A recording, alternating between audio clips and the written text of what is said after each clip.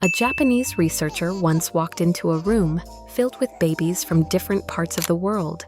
There were British babies, Canadian babies, Italian babies, and they were all crying at the same time, loud, intense, overwhelming in the way only babies can cry.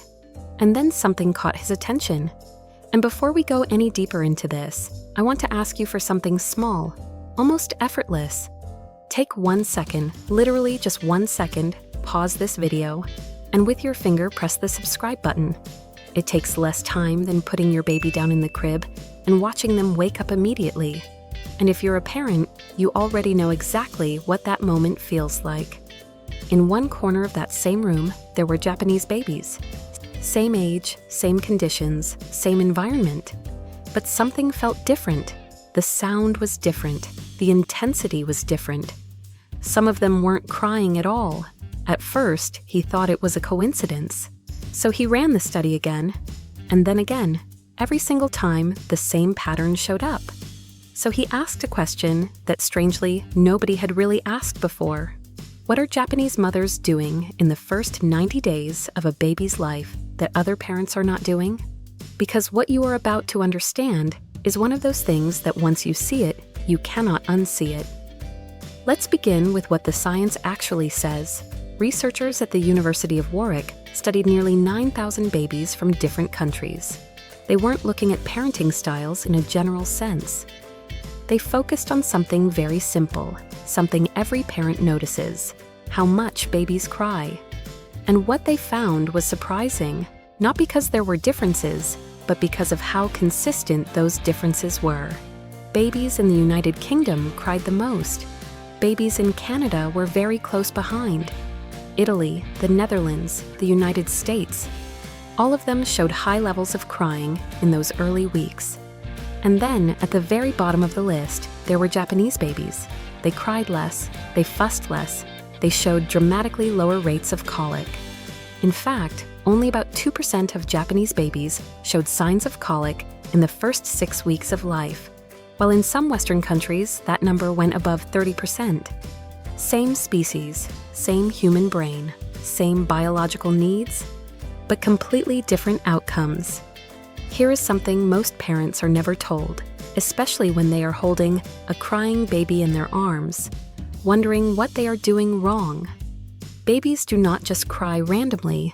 Their nervous system is learning from the very beginning what to expect from the world, and that expectation becomes their baseline, the place their body returns to over and over again. I want you to think about your own baby for a second. Have you ever experienced that moment when everything seems calm, and suddenly, without warning, everything turns into chaos? If that has happened to you, I would really like you to share it, not in a perfect way, but honestly. How old is your baby, and what does that moment feel like for you when it happens? Write it down in the comments. I really want to read you. So what is actually different? The answer can be explained with 2 words: amae and mimamoru. Let's take the first one. Amae is a concept described by the Japanese psychiatrist Takeo Doi, and it is difficult to translate because there is no exact equivalent in English. The closest way to understand it is this: it is the feeling or the expectation that someone will understand you without you needing to ask. Now imagine what that means for a baby who cannot speak, who cannot explain anything, who only has their body and their signals. In many Western environments, the pattern is simple and logical. The baby cries and then the parent responds. Over time, the baby learns that crying works, that it is a way to communicate and influence the world. That is not wrong. It actually builds important skills. But there is another side to it that we rarely think about. It means that the baby has to go through distress first, every single time. Japanese mothers approach this differently. Their goal is not to respond after the baby cries. Their goal is to notice what comes before the cry. And here is something that might completely change the way you look at your baby.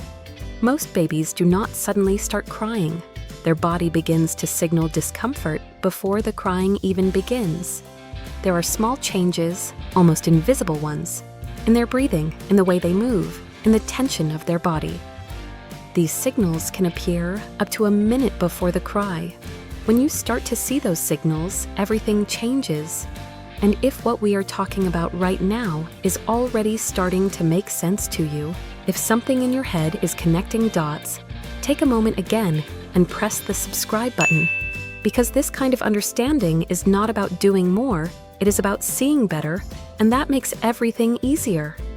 Now let's talk about the second concept, mimamoru. It means to watch and protect, but not in a passive way. It is not just being present in the room, it is about paying attention in a deep, almost quiet way. It is about observing your baby long enough that you begin to understand their patterns without them needing to express them loudly. Here is something that surprises many first-time parents. By the time your baby is just a few months old, they already have patterns. They have a certain way of moving when they are getting hungry, a certain look when they are becoming overstimulated, a certain stillness before everything escalates. But most of us do not see these patterns, not because we are not good parents, but because we were never taught to look for them. And I want to ask you something very honestly. Do you ever feel like you are always reacting just a little bit too late? Like by the time you notice what is happening, your baby is already overwhelmed. That feeling is more common than people admit, and talking about it is how we start to change it. Tell me in the comments, I want to hear how it's going for you. Now let's go deeper into what is happening inside your baby's body. When a baby's needs are met, before they reach the point of distress, their nervous system begins to organize itself differently. They are not just calmer in that moment, they start to develop a calmer baseline, a different default state. Researchers at the Riken Brain Science Institute studied what happens when babies are picked up while crying. They tested different approaches. Holding the baby while sitting helped a little. Rocking helped a bit more. But then they tried something else. They asked the parent to stand up and walk.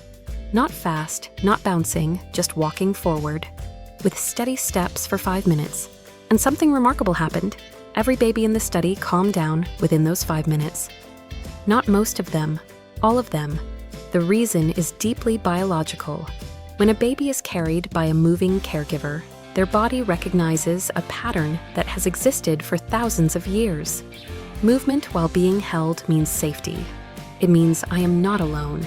It means someone is taking me somewhere safe. Now let me ask you something, not in a surface way, but in a real way. How are you doing lately with your baby? Not the automatic answer, not the one you give to people quickly, but the real one. If you feel like sharing that, I would truly like to read it. And if being here, understanding this, makes things feel even slightly lighter, take a moment to subscribe, because this kind of knowledge is something every parent deserves to have. At this point, it is important to be honest. This does not mean that one culture is perfect or that you have to copy everything. Japanese parenting involves levels of proximity that are not always realistic. There is more physical closeness, more constant presence, more time spent together. But the key idea is not perfection. The key idea is awareness. And here is something very powerful. You do not need to eliminate crying to change your baby's experience. Even reducing the time it takes you to respond by a small amount can shift how your baby processes stress. Just a few seconds can make a difference. So what can you actually do, starting today, in a real and practical way? You can begin with something simple. When you pick up your baby in the morning, take a moment to just observe. Not to act, not to fix anything, but to look and notice what their normal state feels like. You can try the 5-minute walk when nothing else seems to work, trusting the biology instead of fighting against it. You can begin to respond earlier, not louder, noticing the first signals instead of waiting for the strongest ones. And you can change the question you ask yourself. Instead of asking, "How do I stop this?" you can begin asking, "What does my baby need before they tell me?" If this way of seeing your baby is new to you, or if you have noticed small signals like this before, I would love to hear about it. Put it in the comments. We're all learning from each other here, and sharing those experiences helps other parents realize they are not alone in this. Here is the truth that sits underneath all of this. A crying baby is not a broken baby. It is a baby whose needs have not yet been met in time. Japanese parenting did not discover a trick. It stayed closer to something very human, something very old, paying attention, being present, responding just a little earlier. Amae, mimamoru, understanding before the cry, watching before reacting. And before you leave, I want to ask you for one last thing. If this gave you even a small shift in how you see your baby, do not just move on and forget it. Take a second and subscribe in the same way you respond to your baby when they reach for you, without hesitation.